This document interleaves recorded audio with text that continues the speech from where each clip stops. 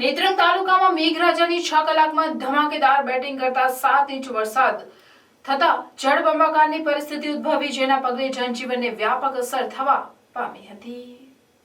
નેત્રંગમાં સવારથી જ મેઘરાજાએ રૌદ્ર સ્વરૂપ ધારણ કરતા સમગ્ર નેત્રંગ પંથકમાં જળબંબાકારની સ્થિતિ સર્જાવા પામી હતી।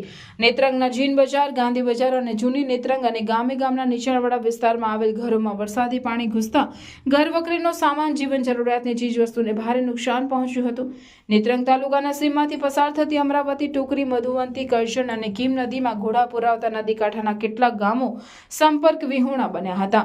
નેત્રંગ તાલુકાના મોવીથી ડેડિયાપાડા રસ્તા ઉપર આવેલ ગામનું નાળું વરસાદી પાણીમાં ધોવાણ થતા વાહન વ્યવહાર સદંતર બંધ કરી દેવામાં આવ્યો હતો અને વાહન ચાલકોને નેત્રંગ થઈને પસાર થવાની સૂચના આપવામાં આવી હતી। નેત્રંગમાં વરસાદી પાણી રોડ રસ્તા ઉપર ફરી વળતા કલાકોથી વાહન વ્યવહાર ઠપ રહેતા ભારે ટ્રાફિક જામ થઈ ગયો હતો।